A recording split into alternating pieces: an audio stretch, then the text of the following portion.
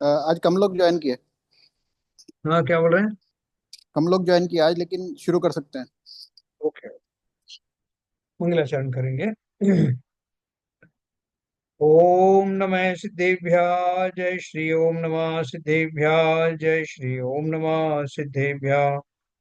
मंगलम भगवान वीरो मंगलम गौतमो गणी मंगलम कुंद कुंदाद्यो जयंदर्मोस्तु मंगलम। सर्वमंगल मांगल्यम सर्वकल्याणकारकम प्रधानम सर्वधर्माणां जैनं जयतु शासनम। जैनं जयतु शासनम।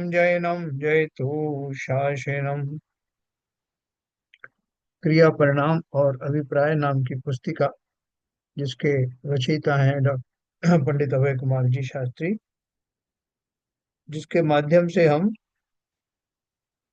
वो रहस्य समझ रहे हैं कि जीवन में हम जो क्रियाएं करते हैं उनसे वास्तव में बंध नहीं होता। जो परिणाम आते रहते हैं उनसे भी विशेष वर्ण या डायरेक्ट बंध नहीं होता। वास्तव में बंध किससे होता है कि हमारा अभिप्राय में क्या बसा हुआ है, हमारी मंशा क्या है, हमारे इरादे क्या है, हमारा उद्देश्य क्या है, जिसको लेकर के वो परिणाम आदि होते हैं। तो जैसा कि मोक्ष मार्ग प्रकाशक में पंडित टोडरमल जी ने लिखा है कि फल जो है अभिप्राय का ही लगता है। तो इस श्रृंखला में हमने इनकी संक्षेप में परिभाषा भी समझी, क्रिया परिणाम और अभिप्राय की। इनका क्रम भी देखा कि इनका नीचे से ऊपर तक क्रम करें अगर, तो क्रिया सबसे स्थूल होती है, फिर उसके बाद परिणाम और फिर अभिप्राय।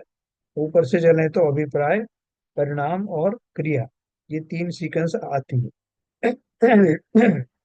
फिर हमने एक को पैकिंग के माध्यम से समझा था। व्यवहार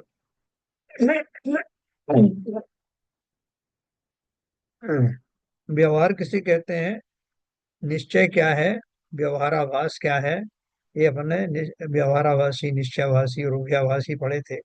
और सम्यक सन्मुख मिथ्या दृष्टि के बारे में भी किंचित जाना था। इसी की व्याख्या हमारी चल रही। तो हम इसको थोड़ा सा आगे अपन बढ़ाते हैं। ये देखिए,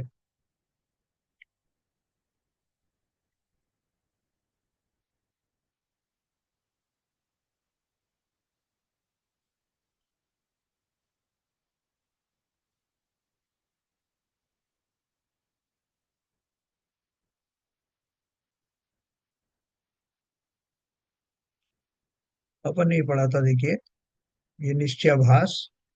निश्चयाभास वाला पैकिंग की आवश्यकता बिल्कुल ना समझकर इसे व्यर्थ जानकर उसका सर्वथा निषेध करना निश्चयाभास है।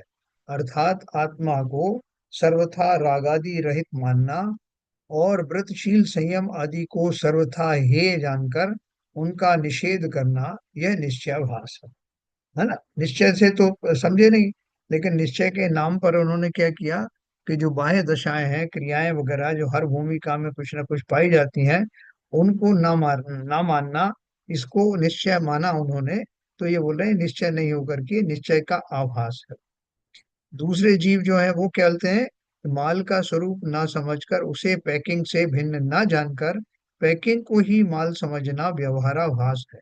अर्थात आत्मा को मनुष्य देव आदि रूप ही मानना और व्रतशील संयम आदि को ही मोक्ष मार्ग मानना, ये व्यवहाराभास है ना। अपन ने दो कैटेगरी देखी, एक व्रतशील नीलशील संयम को कुछ मानते ही नहीं, दूसरे उसी को सब कुछ मानते हैं। तीसरा उभयाभास है, पैकिंग और माल दोनों में अंतर ना समझकर दोनों को एक समान मानना उभयाभास है। अर्थात आत्मा के द्रव्य और पर्याय दोनों रूपों को उपादेय मानना और वीतराग भाव तथा व्रतशील संयम आदि शुभ भाव दोनों को मोक्ष मार्ग मानना उभयाभास है। बोलते हैं हम तो इसको भी मानते हैं कि जैसे मनुष्य है तो मनुष्य देह सहित जो मनुष्य है, वही आत्मा है। तो ऐसा वो उनको दोनों को मिला के चलने का ऐसा वो सोचते हैं कि हम दोनों को मान रहे हैं इसलिए हमारी कहीं गलती नहीं है। लेकिन उसमें से कौन सा पैकिंग है और कौन सा माल है, ये वो नहीं समझ पाते। पैकिंग और माल दोनों में अंतर ना समझकर दोनों को एक समान मानना उभयाभास है। अर्थात आत्मा के द्रव्य और पर्याय दोनों रूपों को उपादेय मानना। कि हम तो सब आत्मा को, वो शुद्ध आत्मा है उसको भी मानते हैं, पर्याय में जो बस रहा है वो भी मानते हैं, शरीर को भी आत्मा मानते हैं, आत्मा को शरीर मानते हैं, ऐसा मिला जुला। व्रतशील संयम आदि स्वभाव दोनों को मोक्ष मार्ग मानना उभयाभास है। बोलते हैं कि आपको अगर मोक्ष जाना है, बहुत से ऐसे कहते मिलेंगे, तो आप निश्चय से भी जा सकते हो और व्यवहार से भी जा सकते हो। तो आप जो है बिना व्रतशील संयम के भी जा सकते हैं, और हम व्रतशील संयम के द्वारा जा सकते हैं, ऐसा उनको गफलत होती। फिर बोल रहे हैं माल और पैकिंग के संदर्भ में ज्ञानी की क्या मान्यता है। ज्ञानी माल को माल और पैकिंग को पैकिंग समझते हैं। वे पैकिंग का सर्वथा निषेध करके निश्चयाभासी नहीं होते। वो जानते हैं कि ये पर्यायों में मिलने वाले शरीर आदि हैं, या पर्याय के अनुरूप किए जाने वाले सत्यशील संयम तप त्याग आदि का जो आश्रय लिया जाता है, उसका अपना औचित्य है, यथा योग्य जगह पर उसकी भूमिका में समावेश होता। वे पैकिंग का सर्वथा निषेध करके निश्चयाभासी नहीं होते, और ना उसी को माल मानकर व्यवहाराभासी होते, है ना। उनको क्लैरिटी होती है कि माल अलग है, पैकिंग अलग है, माल का अपना महत्व है और पैकिंग का अपना महत्व। उक्त दोनों को एक समान मानकर उभयाभासी भी नहीं होते। दोनों का अलग अलग पर्पज उनको स्पष्ट दिखाई देता है। वे पैकिंग के माध्यम से माल की सही पहचान करके पैकिंग को गौण करके माल का उपभोग करते हैं, है ना। जो वर्तमान भूमिकाओं में जो जो एक इंद्रिय से लेके पंचेंद्रिय तक के जीवों को जो शरीर मिले हैं, वो शरीर उस पर्याय की मजबूरी है। उस पर्टिकुलर पर्याय में वैसा शरीर ही मिलता है, और उस शरीर में रह करके उन जीवों को जो उसके योग्य कार्य होता है वो करते दिखाई देते हैं। या मनुष्य पर्याय में विशेष रूप से जीव को ये ज्ञान होता है, तो वो अपने शरीर का की भूमिका भी जानते हैं, शरीर में रहने वाले यानी देह देवल में रहने वाले आत्मा की भूमिका को भी जानते हैं। उन्हें ये भी पता है कि मुझे अपना ही नियम संयम तप आदि या जो भी शुभ भाव है, उन सब के माध्यम से एक सबके माध्यम से उनका सहारा लेते हुए अपने आत्म स्वभाव की ओर उन्मुख होना, ऐसा ज्ञानी मानता है, जानता है। माल और पैकिंग के संबंध में व्यवहार नय के कथन। व्यवहार नय से पैकिंग को ही माल कहा जाता है, या इन दोनों को एक कहा जाता है। व्यवहार नय जैसे मिठाई का डिब्बा या घी का घड़ा आदि। ज्ञानी निश्चय के ज्ञाता होते हैं, इसलिए उनके द्वारा किए गए उक्त कथन व्यवहार नय के कहे जाएंगे। परंतु यानी अगर जैसे मैंने आपको बताया कि रसोई में जो है घी नमक का डब्बा रखा है, मिठाई का डब्बा रखा है, तो व्यवहार न्याय के कथन के अनुसार ज्ञानी होगा तब भी उसको कह सकता है कि ये जो है मिठाई का डब्बा इधर देना, या बोलेगा कि नमक का डब्बा इधर देना। अज्ञानी भी ऐसे ही कहेगा, इसी भाषा का प्रयोग करेगा, है ना। अज्ञानी से मतलब क्या है कि जिसे किंचित ज्ञान नहीं है, जैसे कोई बहुत अबोध बालक है, तो अबोध बालक को क्या कंफ्यूजन होगा वो अपन समझते हैं। अज्ञानी पैकिंग को ही माल समझता है, इसलिए उसके द्वारा किए गए उक्त कथन व्यवहाराभास हैं, व्यवहार नहीं। सच्चे नए ज्ञानी को ही होते हैं, अज्ञानी को नया भास होता है। ऐसे अब इस पर्टिकुलर उदाहरण में अपन देखें कि जितने भी जो गृहस्थ हैं, भले ही वो समय दृष्टि नहीं हो, लेकिन हम सब जानते हैं कि नमक का डब्बा कहा तो उसका अर्थ क्या है, या घी का घड़ा कहा तो उसका अर्थ क्या है। तो ये चाहे वो सम्यक दृष्टि हो या मिथ्या दृष्टि हो, अपनी भूमिका में वो दोनों उसको बराबर समझते हैं। लेकिन कहीं कोई एक बालक है जिसको ये समझ में नहीं आया है कि इसको नमक का घड़ा क्यों कहते हैं, तो वो तो ये मान के समझता है कि नमक का जो डब्बा है नमक से ही बना होगा, या घी का घड़ा है वो घी से निर्मित होगा, ऐसा उसको समझ में आता है। तो उनका कहने का अर्थ क्या है कि अध्यात्म की दृष्टि से ज्ञानी तो उस व्यवहार न्याय का भी सही प्रयोग करता है, जबकि अज्ञानी उसके सही प्रयोग को, सही स्वरूप को नहीं समझ पाता। इसलिए उसके द्वारा जो किए जाने वाला व्यवहार है, वो व्यवहार भी व्यवहार ना होकर व्यवहाराभास कहलाता है ना। जैसे सम्यक दृष्टि को मालूम है कि ये जो नियम संयम आदि जो है, ये डायरेक्ट मोक्ष मार्ग तो नहीं है, लेकिन इनके द्वारा से कुछ मार्ग प्रशस्त हो सकता है, इसलिए उनको व्यवहार दृष्टि से उनको मोक्ष का साधक कहा जाता है। जबकि वास्तव में साधक जो है अपने परिणाम, अपने स्वरूप में पहुंचने का तीव्र उत्कंठा, रुचि आदि हो वास्तव में असली कारण। तो सच्चे नए ज्ञानी को ही होते हैं, अज्ञानी को नया भास होता है। यह जीव बाह्य क्रिया और शुभ भाव रूप पैकिंग को ही धर्म समझता है।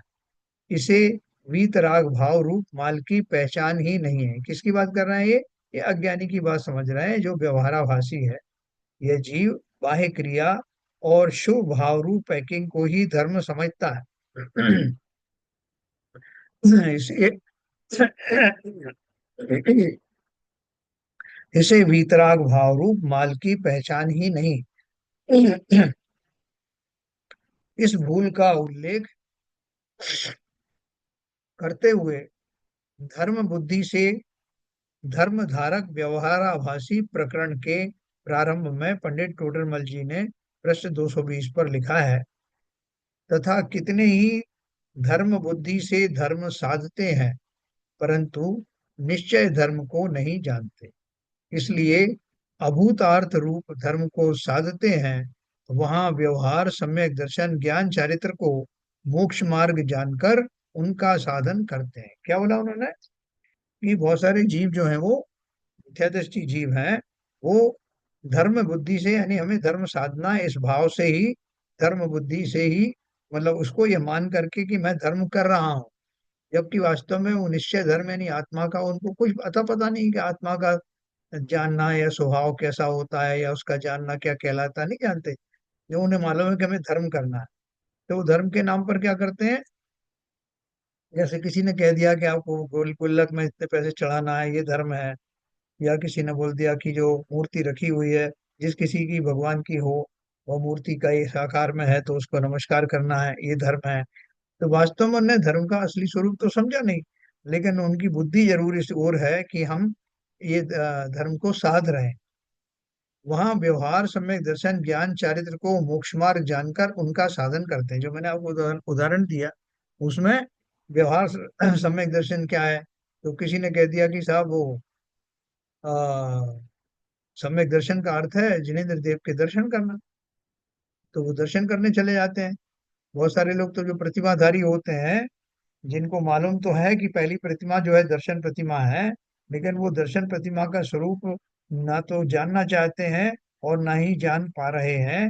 वो यही समझते हैं कि साहब क्योंकि पहली प्रतिमा नहीं होगी तो दूसरी तीसरी नहीं होगी, इस मजबूरी में वो सम्यक दर्शन हुआ नहीं। तो वो क्या करते हैं, इस मजबूरी में जिनेंद्र दर्शन को दर्शन प्रतिमा का स्वरूप मान लेते हैं कि हमने जिनेंद्र जिन प्रतिमा के दर्शन कर लिए तो हमारी दर्शन प्रतिमा हो गई। जबकि वहां पर जो पहली प्रतिमा है वो निर्मल सम्यक दर्शन की प्रतिमा है। जिसे सम्यक दर्शन हुआ है वही ऊपर की प्रतिमाओं को धारण कर सकता है ना। शास्त्रों में एक जगह आता है ना कि जैसे एक घड़ा अगर उल्टा रख दिया तो उसके ऊपर सीधे कोई भी घड़े टिकेंगे नहीं, सब घड़े उल्टे रखने पड़ेंगे। ठीक उसी प्रकार से जिनकी अभी मान्यता सही नहीं हुई है, जिन्हें सम्यक दर्शन की प्राप्ति नहीं हुई है, जिनको विकार रहित निर्मल सम्यक दर्शन की प्राप्ति नहीं हुई है, वो दूसरी तीसरी चौथी पांचवी ये प्रतिमाएं धारण नहीं कर सकते। वो भले ही कुछ भी दम्भ भरे, हम सातवीं प्रतिमाधारी हैं सब, हम भैया जी हो गए हैं, हाँ हम ब्रह्मचारी हो गए हैं, हो नहीं सकते। क्योंकि पहली प्रतिमा का स्वरूप ही अंदर में प्रविष्ट नहीं हुआ। तो वो ऊपर की भूमिकाएं अपने मन में तो सोच रहे हैं कि हमने ये धारण कर लिया, लेकिन उस प्रतिमा के योग्य जो उनके भाव हैं वो होंगे ही नहीं, उन परिणामों तक वो पहुंचेंगे ही नहीं, भले ही वो अपने मन में कुछ भी माने। तो इसलिए वो फिर उसमें वो ये इस तरह का वो निकाल लेते हैं कि साहब पहली प्रतिमा करता है जिनेंद्र देव के दर्शन, दूसरी प्रतिमा में बाहरी व्रतों आदि को धारण करना, इसी तरह से तीसरी चौथी पांचवी प्रतिमाओं में वो सारे कुछ करते हैं जो उन प्रतिमाओं में निषिद्ध होते हैं, निषेध किए हुए हैं, लेकिन फिर भी वो करते हैं। जैसे कि ब्रह्मचारी ब्रह्मचर्य प्रतिमा सातवीं प्रतिमा में स्व स्व स्त्री तो ठीक है, पर स्त्री का पूरी तरह से त्याग हो जाता है, पर स्त्री का स्व स्त्री का भी हो जाता है, और वो ब्रह्मचर्य का पूरा पालन करते हैं। दूसरा उसके अलावा जो गरिष्ठ आहार आदि है, शील की जो 9 बाड़े हैं उनका भली प्रकार पालन करते हैं। गरिष्ठ भोजन का त्याग होता है, रस आदि का परित्याग होता है, और धन आदि उपार्जन करने का वो अपना जो पहले से अर्जित धन है उससे ही संतुष्ट रहते हैं।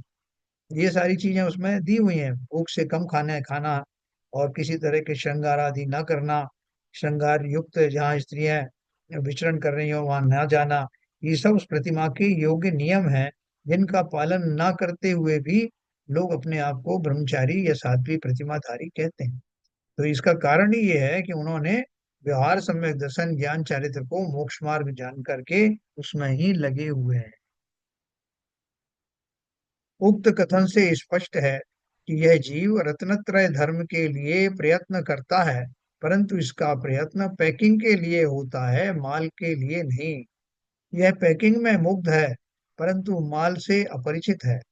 इसलिए इसके अभिप्राय में व्यवहाराभास नामक मिथ्यात्व रूप महापाप होता है ना। व्यवहार भी सच्चा व्यवहार नहीं है। सच्चा व्यवहार किसको होता है? जिसको सच्चा निश्चय का ज्ञान होता है, वही जब जो है दूसरी क्रियाएं कर रहा होता है तो वो व्यवहार क्रियाएं कहा जाता है, लेकिन उसको ज्ञान दोनों का होता है। इसके विपरीत जिन्होंने निश्चय को नहीं समझा है, वो व्यवहार को भी नहीं समझ पाते, और जो व्यवहार करते हैं वो व्यवहार आभास कहलाता है। इसका खुलासा मैं आपको और करूंगा। इसलिए इसके अभिप्राय में व्यवहाराभास नामक मिथ्यात्व रूप महापाप होता है। इसे ना असली माल मिलता है और ना सच्ची पैकिंग, बीच में फंसा हुआ है। ये साबुन है तो ये साबुन का ऊपर का जो छिलका है वो साबुन है या अंदर वाला साबुन?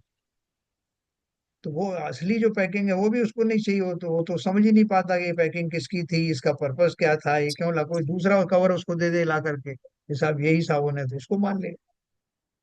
तो बोल रहे हैं इसे ना असली माल मिलता है। तुरंत मैं यहाँ पे बोल कुछ रहे नहीं हैं। करता। अ, मैं हाँ बोले। मैं तब तक अपना थोड़ा सा सूप और फरसान लेके आता हूँ तब। हैं? कुछ कह रहे हैं भी बोलिए।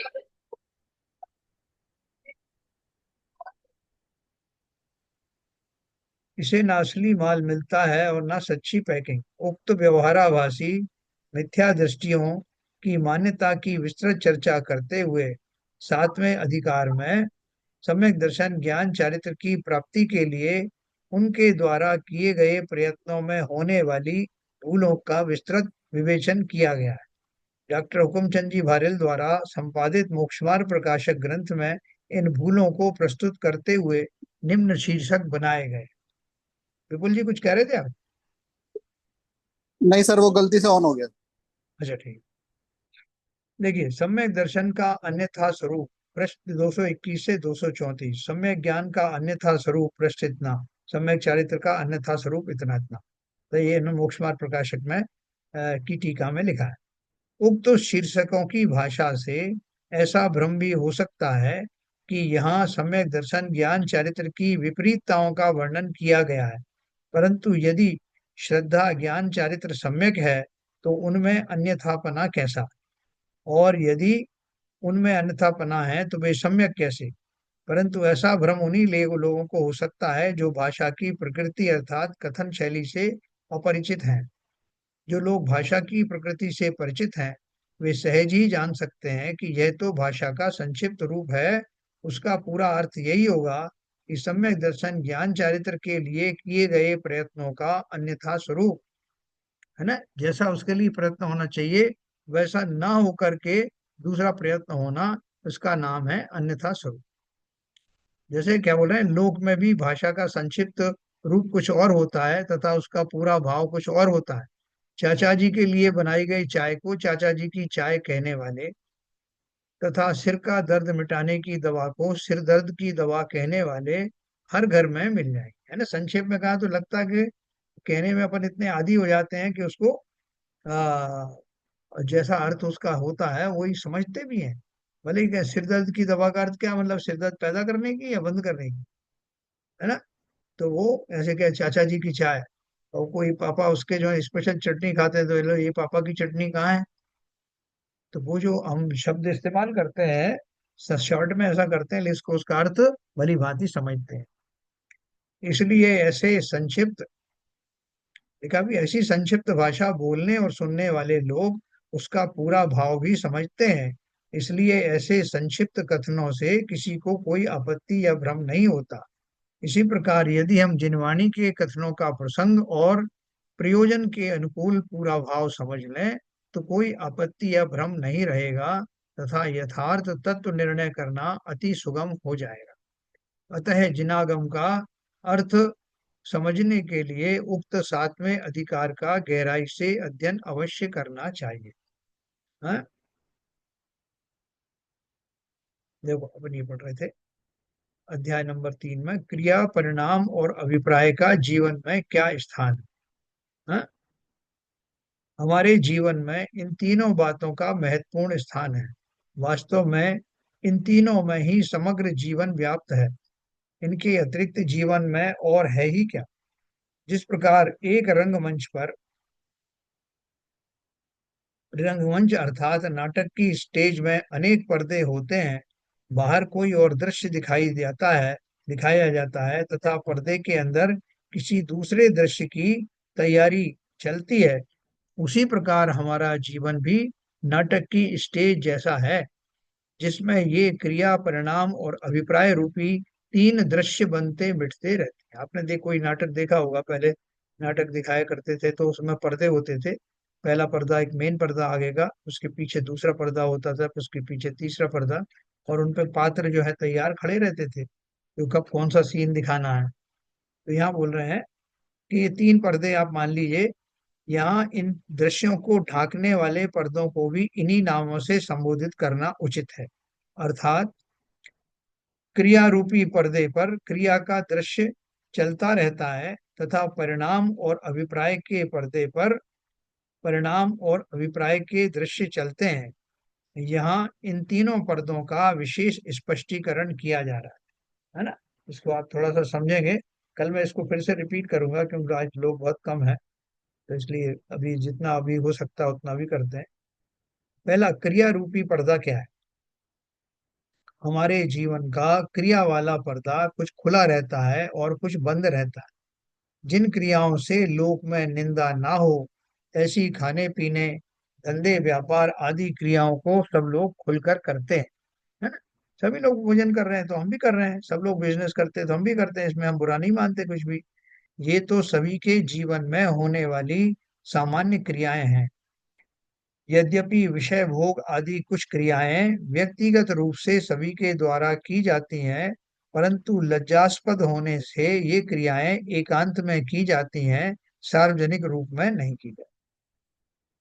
जो क्रियाएं लोकनिंद्य होती हैं, जिन्हें अपराध माना जाता है और जिन्हें करने पर अपयश और दंड का पात्र होना पड़ता है, ऐसी सप्त व्यसनादि क्रियाएं करने वाले इन्हें छिपा कर ही करते तथा ये क्रियाएं किसी और को मालूम ना पड़े इसके लिए प्रयत्नशील भी रहते हैं।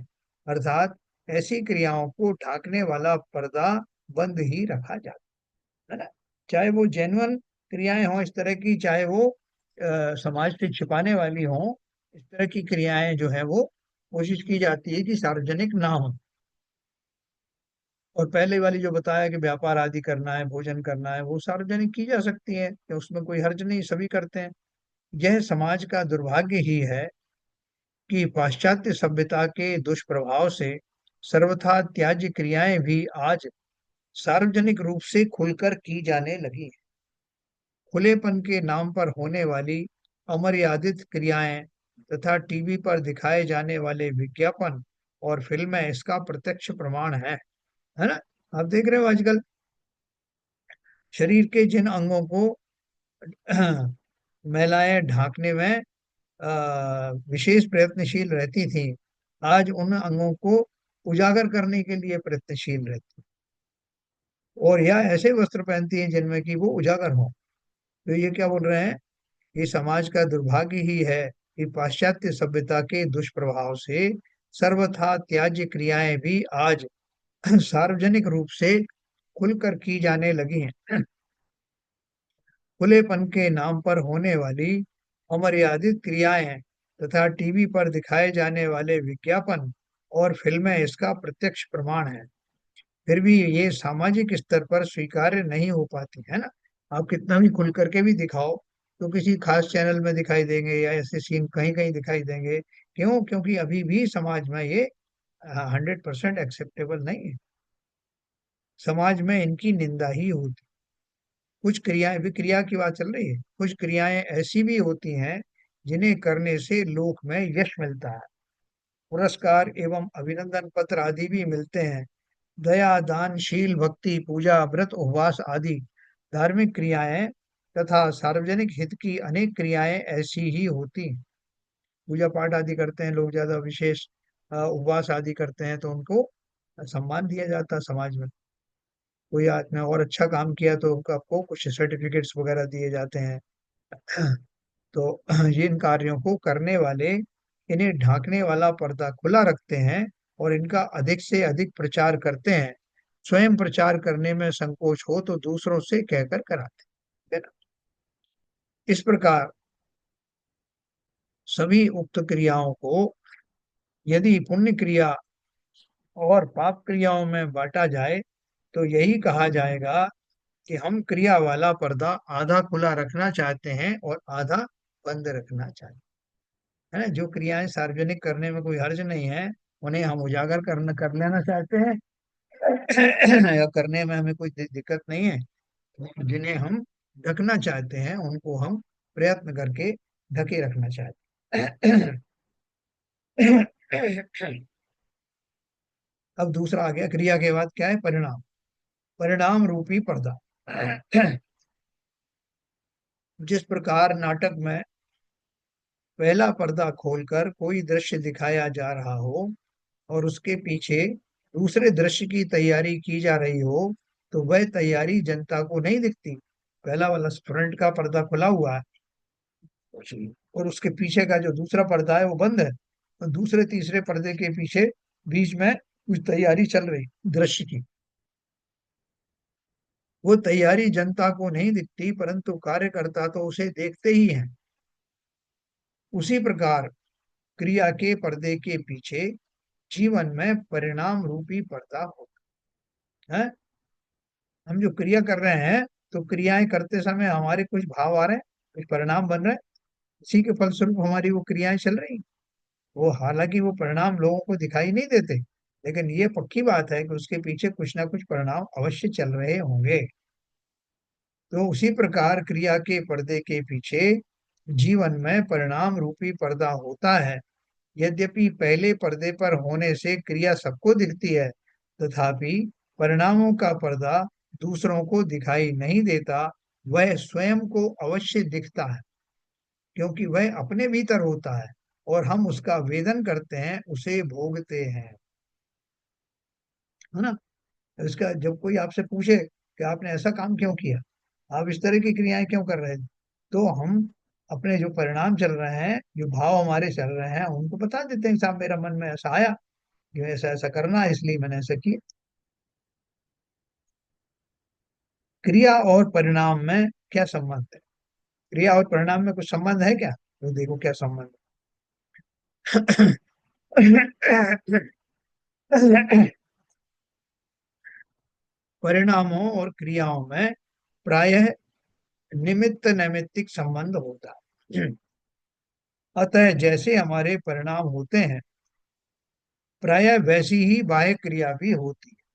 खाना पीना, उठना बैठना, बोलना, धंधे व्यापार आदि लौकिक क्रियाएं तथा भक्ति, पूजा, दया, दान आदि धार्मिक क्रियाएं करते समय प्रायः हमारे परिणाम भी वैसे ही होते हैं, है ना। देखो, कहीं कहीं जहां पर वो उनका मिलन होता है, एक जैसे होते हैं, तो वहां तो उनको अपन कह सकते हैं कि जैसी क्रियाएं हो रही हैं वैसे ही परिणाम हो रहा है, या जैसे परिणाम हो रहा है वैसी क्रिया हो रही है। उसके कुछ उन्होंने उदाहरण दिए कि खाना पीना, जब मैं खा रहा हूँ पी रहा हूँ तो उस समय में मेरे भाव भी वैसे ही हैं खाने पीने के, है ना। आगे पीछे भी दोनों तरफ से, समय खा रहा हूँ तब भी खाने के भाव हैं, जब खाना शुरू कर रहा था उसके पहले भी वही भाव थे खाने पीने संबंधी। उठना बैठना, बोलना, धंधा व्यापार आदि लौकिक क्रियाएं तथा भक्ति पूजा दया, भक्ति के भाव उमड़े तो भक्ति करता दिखाई दूंगा, पूजन करता दिखाई दूंगा, आदि धार्मिक क्रियाएं करते समय प्रायः हमारे परिणाम भी वैसे ही होते हैं जैसी क्रियाएं क्रियाओं के अनुरूप होते हैं। उपर्युक्त निमित्त नैमित्तिक संबंध के कारण क्रिया देखकर परिणामों का अनुमान सहज ही हो जाता है। है। अतः क्रिया के माध्यम से परिणाम जाने जा सकते हैं। भोजन या पूजन करते हुए व्यक्ति को देखकर यही कहा जाएगा कि इस समय इस व्यक्ति के भाव भोजन करने के हैं अथवा पूजन करने के। लेकिन क्या बोल रहे हैं कि इनमें स्वतंत्रता क्या क्या है? क्या एक दूसरे के मजबूर हैं कि हम क्रियाएं वैसी करें जैसे हमारे परिणाम हो रहे हैं, या इनमें कुछ छूट है? क्रिया परिणाम की स्वतंत्रता क्या है? उपर्युक्त निमित्त नैमित्तिक संबंध होने पर भी बहुत से परिणाम और बहुत सी क्रियाएं ऐसी भी होती हैं जिनका आपस में कोई संबंध नहीं होता। जीवन में ऐसे प्रसंग भी बहुत बनते हैं कि जैसे भाव होते हैं वैसी क्रिया नहीं हो पाती, और जैसी क्रिया होती है वैसे भाव नहीं होते। ऐसा होता है क्या? है कि क्रिया मेरी जैसे मेरी मैं करना चाहता था वैसी क्रिया नहीं हो रही। जब कथनी और करनी में फर्क होता है तब वहां पे ऐसा होता है। मतलब जानबूझ करके होता है या अनजाने में भी ऐसा होता है? नहीं, जानबूझ के ही करते हैं, जब डिप्लोमेसी कर रहे होते हैं तब। हाँ, मायाचारी। एक तो वो बात है आपकी, कई बार अनजाने में भी होता है कि मैं करना चाहता था कुछ, मैं चाहता था कि ये से पूजन को मैं ही करूं या अभिषेक मैं ही करूं, लेकिन मैं कह नहीं पाया लोगों से और लोगों को मेरी इंटेंशन पता नहीं लगी, इसलिए मैं वो चीज नहीं कर पाया, खाली वो बर्तन को छू कर रह गया। हाँ। तो क्रिया तो मेरी कुछ और हो रही है, परिणाम मेरे उससे अलग थे, सशक्त थे, ऐसा भी होता हाँ जी। है। देखो अब नीचे एक उन्होंने एक प्रश्न दिया है, क्रिया कुछ और हो तथा परिणाम कुछ और हो, ऐसा कब होता है? जैसे कार का कुशल ड्राइवर कार चलाते चलाते कैसेट भी सुनता रहता है और हमसे बातें भी करता रहता है ना। उसके हाथ पैर कार चलाने की क्रिया करते रहते हैं, और यह क्रिया करते हुए भी उसके परिणाम या उपयोग कैसेट सुनने में या हमसे बात करने में भी लग जाते हैं। ओ भाई बहुत बहुत भाई साहब सुनो, ये कैसेट देखो कितना बढ़िया भजन आ रहा है, और इसका क्या इसमें देखो जो गाने वाले ने जो शब्द इस्तेमाल करे, ध्यान दीजिए। वो चर्चा कर रहा है आपसे, और इधर कार चल रही है, सामने कोई आता तो ब्रेक भी लग जाता है, जो सामने से हडल हट जाती है तो स्पीड भी पकड़ लेता है, जहाँ मोड़ करना है मोड़ भी जाता है, और बात आपसे पूरी तन्मय होकर कर रहा है। उसके परिणाम या उसका उपयोग कैसेट सुनने में या हमसे बात करने में भी लग जाता है। परंतु जब वह कार चलाना सीख रहा था तब वह पूरा ध्यान, ज्ञान की एकाग्रता उसी तरफ लगाता था कि अब क्लच दबाना है, अब गियर बदलना है इत्यादि। परंतु पूरी तरह सीख लेने पर ये क्रियाएं सहज होती रहती हैं, और उसके परिणाम कैसेट सुनने में या हमसे बात करने में लगे रहते हैं ना, जब हम कुशल हो जाते हैं। ये खाली आपको भेद बता रहे हैं कि कभी तो क्रियाएं परिणाम के बिल्कुल उससे मिलती हुई चलती हैं एकदम, जैसे परिणाम वैसी क्रिया। कभी उनमें विविधता हो जाती है, जैसे इसमें ड्राइवर का उदाहरण दिया। तीसरी उदाहरण मैंने आपको दिया था अभी, कि मैं किसी को कुछ कहना चाहता था लेकिन संकोचवश नहीं कह पाया, है ना। मेरे परिणाम तो कहने के थे, लेकिन मेरे से मैं उनको हाथ लगा के टोकने वाला था, लेकिन मैंने टोका नहीं, हाथ नहीं लगा पाया। भाव तो हुए मेरे के इनको मैं रोक, लेकिन मैं नहीं रोक पाया। तो वहां पर जो मिसमैच हो जाता है, बहुत सारी जगह मिसमैच होता है, हम करना चाहते हैं कुछ लेकिन हम नहीं, लोग कहते हैं आपने कहा क्यों नहीं, नहीं साहब वो कहा नहीं, संकोचवश नहीं कहा। तो भाव तो थे लेकिन कहने की प्रक्रिया नहीं हुई, तो इनमें इसमें दोनों में मिसमैच हो जाता है। ऐसे बहुत सारी घटनाएं होती। इसी प्रकार एक कुशल टाइपिस्ट भी हमसे बात करता रहता है, लेख को पढ़ता रहता है तथा उसकी उंगलियां सही सही टाइप भी करती हैं। उपर्युक्त ड्राइवर और टाइपिस्ट के समान हमारे जीवन में भी ऐसे बहुत प्रसंग बनते हैं। भोजन करने या टीवी देखने की क्रिया चलती रहती है, और उसी समय हम किसी से बात करते रहते हैं या कुछ और सोचते रहते हैं। खाने पीने आदि लौकिक क्रियाओं की तो बात क्या करना, हमारी धार्मिक क्रियाओं में तो प्रायः ऐसा ही होता है। क्या होता है?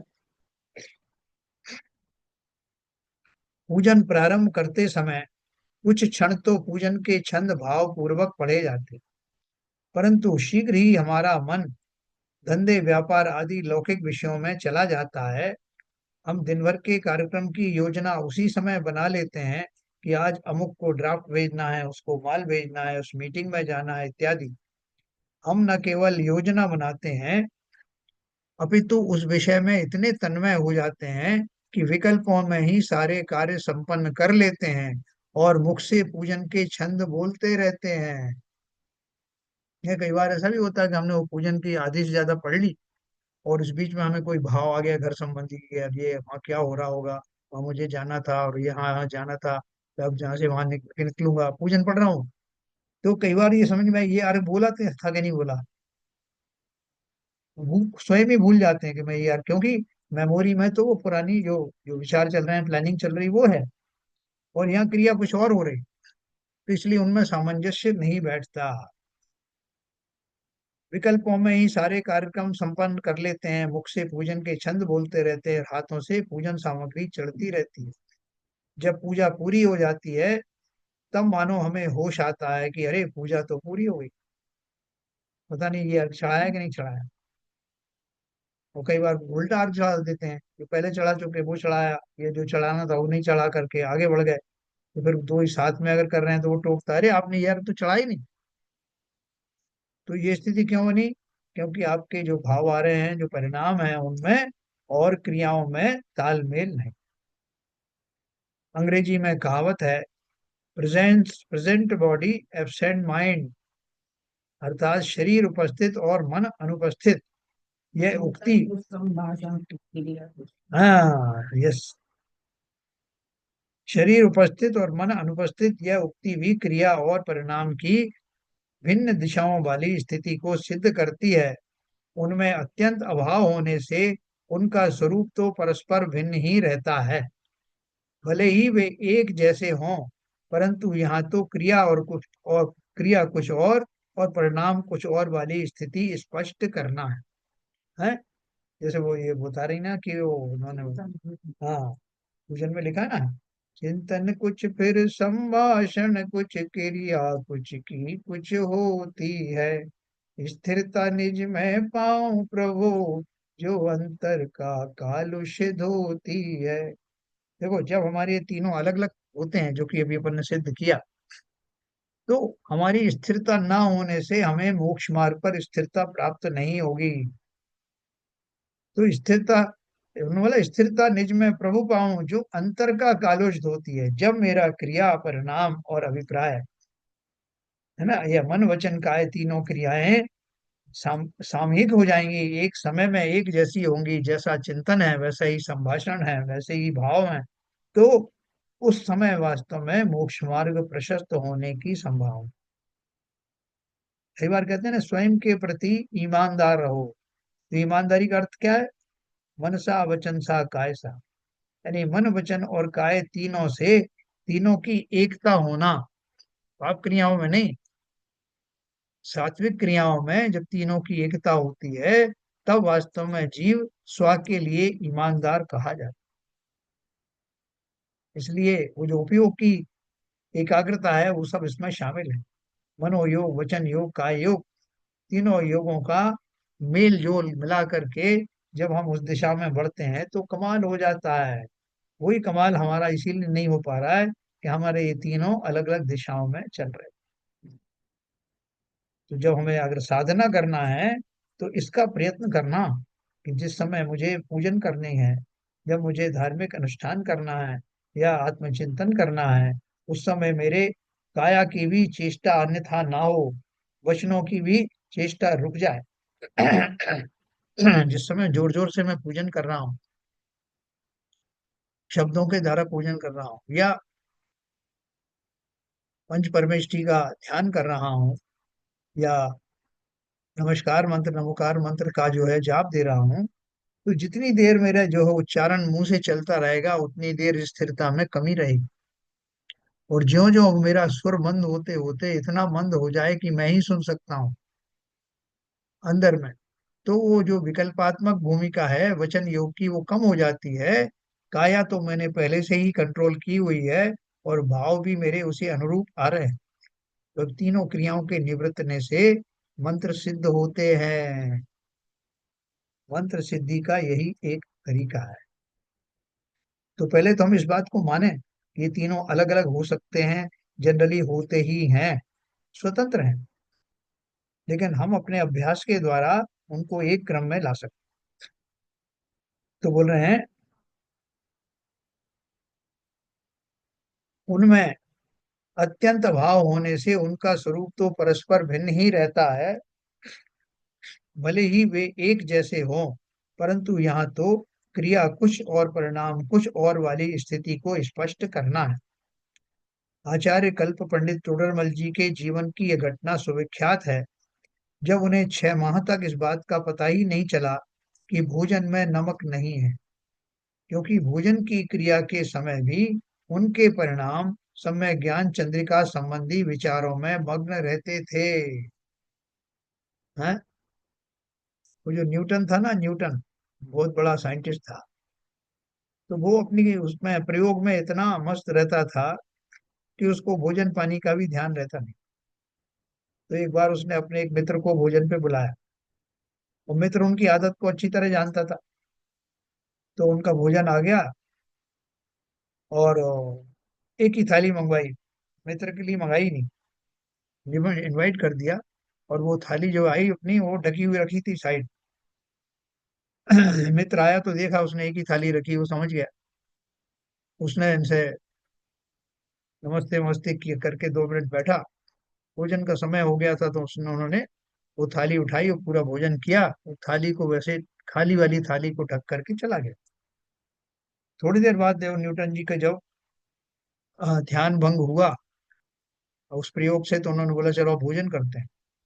तो देखा तो थाली खाली थी। तो वो एकदम मुस्कुरा के बोले, देखो मैं भी कैसा भुलक्कड़ हूँ, भोजन कर लिया और पता ही नहीं गया भोजन किया कि नहीं। है ना? क्यों? क्योंकि ध्यान पूरा अपने प्रयोग पर था, इसलिए वो भोजन संबंधी विकल्प या भोजन करने की प्रक्रिया उससे अलग हो गई। तो यही बात उन्होंने यहाँ लिखी है। 6 माह तक उन्हें इस बात का पता ही नहीं चला कि भोजन में नमक नहीं है, क्योंकि भोजन की क्रिया के समय भी उनके परिणाम सम्यक ज्ञान चंद्रिका संबंधी विचारों में मग्न थे। वास्तव में क्रिया तो शरीर आश्रित है, अर्थात पुद्गल द्रव्य का परिणमन है, और परिणाम जीव की पर्याय है। देखो, क्रिया क्या है? शरीर आश्रित है, अर्थात पुद्गल द्रव्य का परिणमन, और परिणाम जीव की पर्याय है, क्योंकि भाव जीव के होते हैं। अतः दोनों भिन्न द्रव्यों की पर्याय होने से उन दोनों में अत्यंत अभाव है, एक दूसरे से जुड़े हुए नहीं, स्वतंत्र है। इसलिए क्रिया और परिणाम एक जैसे हों या ना हो, वे परस्पर निरपेक्ष और स्वतंत्र होते हैं। जब वे एक जैसे होते हैं, तब उन्हें निमित्त नैमित्तिक संबंध का व्यवहार करके उन्हें एक दूसरे का कारण कार्य कहा जाता है। कल मैं आपको इसके बारे में और बताऊंगा, और जो हमने आज पढ़ा है उसको अपन रिपीट करेंगे, क्योंकि आज हमारे 5-6 लोग ही श्रोता है, तो विषय बहुत अच्छा है, इसलिए कल अपन इसको और रिपीट करेंगे। अभी समय हो गया। हाँ, संजय प्रकाश जी हैं, जिनवाणी स्तुति करें।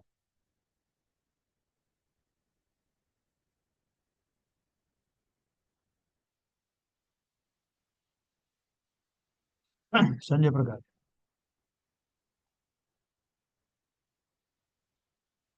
मिथ्याता में नाश वेको ज्ञान के प्रकाश वेको आपा परिभास वेको भानु सीता खानी है छहु द्रव्य जान वेको बंदे विधि भान वेको सपर पिछान वेको परम प्रमाणी है अनुभव ताय वेको जीव के जताए वेको कहु न सताए वेको भव्य उदयानी है जहाँ तहाँ तार को पार के उतार को सुख विस्तार को यही जीवी वाणी है हे जीवाणी भारती तो है जपू दिन रैन जो तेरी शरणा गए तो पावे सुख चैन जावाणी के ज्ञान से सूझे लोका लोग सोवाणी मस्तक धरो सदा देते दो जिनवाणी माता की जय। कार्य